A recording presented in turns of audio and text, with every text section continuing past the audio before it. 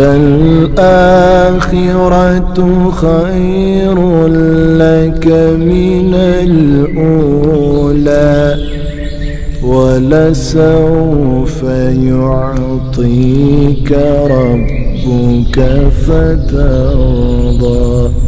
السلام علیکم ورحمۃ اللہ وبرکاتہ۔ میں امید کرتی ہوں آپ سب ایمان اور صحت کی بہترین حالتوں میں ہوں گی انشاءاللہ تعالی۔ بسم اللہ الرحمن الرحیم، الحمد للہ والصلاة والسلام علی سیدنا محمد وعلی آلہ واصحابہ اجمعین، اما بعد فاعوذ باللہ من الشیطان الرجیم، بسم اللہ الرحمن الرحیم، اللہم فقہنا فی الدین، آمین۔ آج ہم ڈسکس کریں گے پردہ کس طرح کیا جائے، اور پردے کی 8 شرائطوں کو آج ہم ڈسکس کریں گے۔ یہ بات تو واضح ہو چکی ہے کہ لفظ حجاب سے مراد الستر یعنی چھپانا ہے۔ عورت پر لازم ہے کہ سارا بدن چھپائے، جس میں چہرہ اور ہاتھ بھی شامل ہیں، اور اس کی بناوٹی زینت بھی، چاہے وہ لباس کی شکل میں ہو یا زیورات کی صورت میں، اسے بھی غیر محرموں سے چھپانا لازم ہے۔ یہ پردہ 2 صورتوں میں ممکن ہے۔ نمبر 1، گھر کو لازم پکڑنے سے تاکہ عورتیں مردوں کی نظروں سے دور اور ان کے ساتھ اختلاط سے محفوظ رہیں۔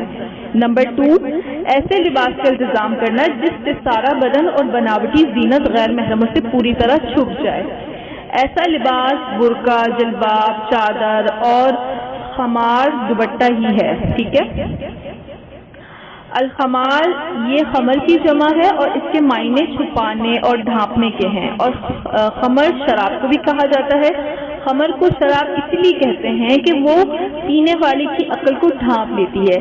ہر وہ چیز جس کو ڈھانپ دیا جائے اور چھپایا جائے تو اسے خمار کہا جاتا ہے۔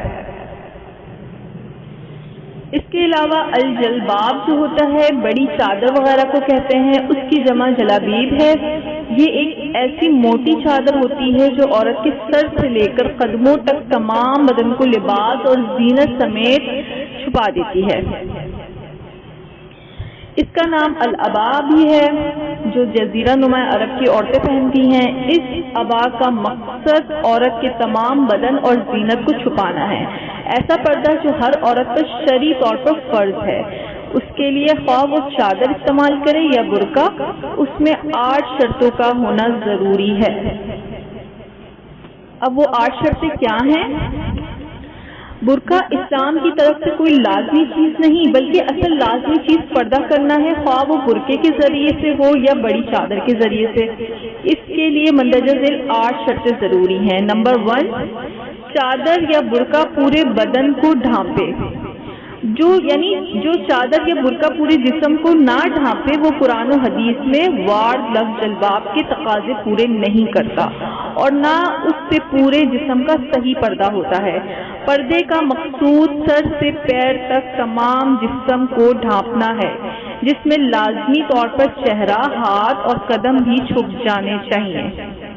نمبر 2، چادر یا برقع بجائے خود سبب زینت نہ ہو، یعنی پردہ تو زینت کو چھپانے کے لیے ہے، اس کے برعکس اگر یہ چادر یا برقع بذات خود زینت کا باعث بنے، یعنی برقع نئے فیشن کی کڑھائی یا نقش و نگار سے سجا دیا جائے تو یہ شرعی پردہ نہیں ہوگا، کیونکہ اللہ تعالیٰ کا ارشاد ہے وَلَا يُبْدِينَ زِينَتُهُنَّ إِلَّا مَا ظَهَرَ مِنْهَا، عورتیں اپنی زینت ظاہر نہ کریں مگر جو خود بخود ظاہر ہو جائیں۔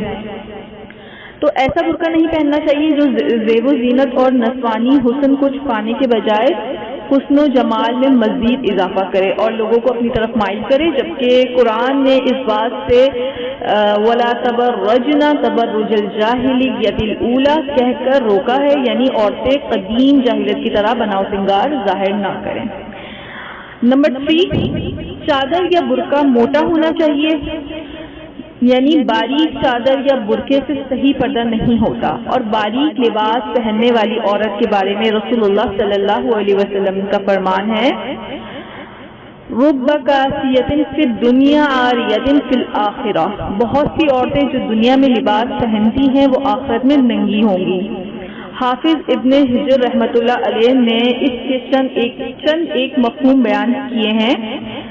نمبر 1، دنیا میں تو مال و اسباب زیادہ ہونے کی بنا پر لباس پہنا ہوگا، لیکن بد عملی کی وجہ سے قیامت کے دن ننگی ہوں گی۔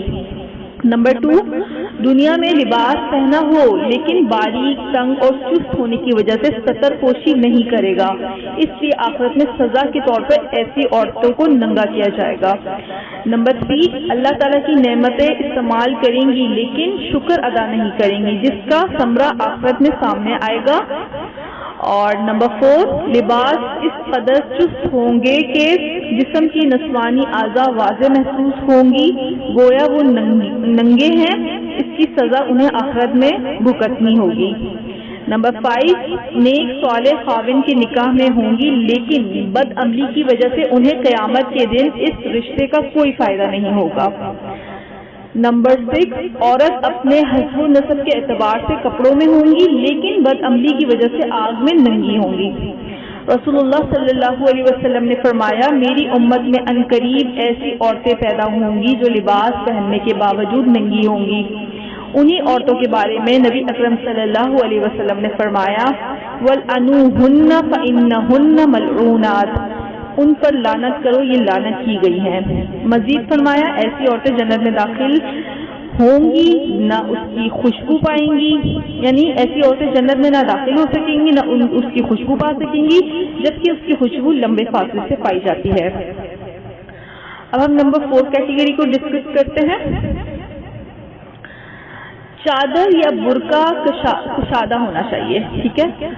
تو یعنی پردے کا مقصد فتنے سے بچنا ہے، جبکہ تنگ لباس سے جسم کے خد و خال نمایاں ہو جاتے ہیں جو فتنے کا موجب بنتے ہیں۔ اسامہ بن زید رضی اللہ عنہ فرماتے ہیں، رسول اللہ صلی اللہ علیہ وسلم نے مجھے ایک قبطی موٹا کپڑا پہننے کے لیے دیا جو آپ صلی اللہ علیہ وسلم کو داہیہ قلبی نے بطور تحفہ دیا تھا۔ میں نے وہ کپڑا اپنی بیوی کو دے دیا۔ رسول اللہ صلی اللہ علیہ وسلم نے فرمایا، تم اسے کیوں نہیں پہنتے؟ میں نے عرض کیا، وہ کپڑا میں نے اپنی بیوی کو پہننے کے لیے دے دیا ہے۔ تو رسول اللہ صلی اللہ علیہ وسلم نے فرمایا، اس سے کہو کہ اس کے نیچے غلالہ یعنی بنیان وغیرہ پہنے، مبادہ یا کپڑا اس کی ہڈیوں کے حجم ظاہر کر دے۔ یعنی اگر موٹے کپڑے پہننے سے فتنہ پیدا ہو سکتا ہے تو باریک اور چست لباس سے تو بالاولیٰ فتنہ پیدا ہوگا۔ تو موٹے کپڑوں سے تو ہڈیوں کا حجم عیا ہونے کا خدشہ تھا، باریک قبا سے تو ہر چیز جھانکتی ہے، تو اس لیے ہمیں موٹے لباس کا وہ کرنا چاہیے کہ ہمیں جو بھی عبایا ہم بنا رہے ہیں وہ بہت زیادہ باریک نہ ہو۔ اب ہم 5 کو ڈسکس کرتے ہیں۔ چادر یا برقعے سے خوشبو نہیں آنی چاہیے۔ تو اس سے کیا ہوتا ہے، عورت چادر یا برقع پر خوشبو نہ لگائیں، کیونکہ رسول اللہ صلی اللہ علیہ وسلم کا فرمان ہے، جو عورت خوشبو لگا کر لوگوں کے پاس سے گزرے اور وہ اس کی خوشبو محسوس کرے تو وہ زانیہ ہے۔ تو اس چیز کا بہت زیادہ خیال کرنا ہے کہ ہم لوگ عبایا تو پہن لیتے ہیں، اچھا پراپر ہم لوگ اپنے آپ کو کور بھی کر لیتے ہیں، لیکن بعض عورتیں کیا کرتی ہیں، مسجد وغیرہ میں جا رہی ہوتی ہیں، کہیں پہ بھی عید پہ جا رہی ہوتی ہیں، تو وہ اپنے جو ہے عبائے پہ جو ہے پرفیومس یا عطر وغیرہ لگا لیتی ہیں، خوشبو۔ تو خوشبو صرف اور صرف مردوں پر جائز ہے، لیکن عورت گھر میں لگا سکتی ہے، لیکن باہر جاتے ہوئے عورت نہیں لگا سکتی۔ لیکن اس سے اتنی بڑی حدیث ہے کہ اگر عورت گھر سے باہر نکلتے ہوئے خوشبو لگائے گی تو وہ زانیہ عورت ہے۔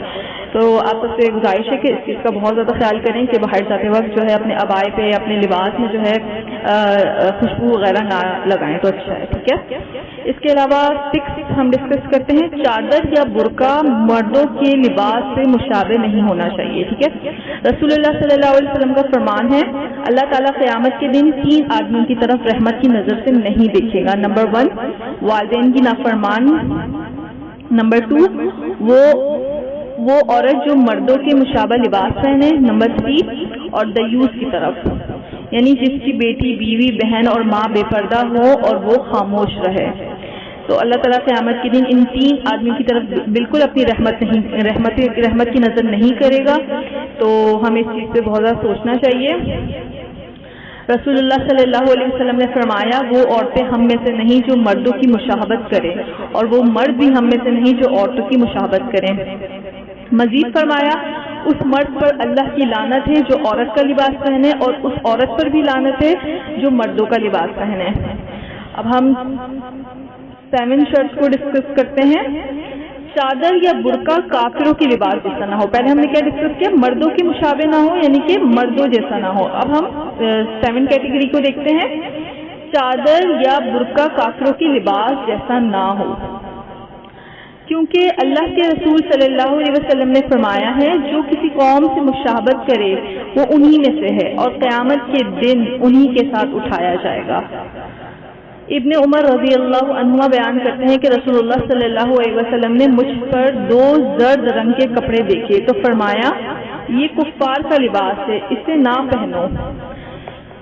تو اس چیز سے بھی ہمیں کوشش کرنی ہے کہ ہمارا جو بھی چادر ہے یا ہماری جو بھی برقع ہے وہ کافروں کی مشابہت نہیں ہونی چاہیے.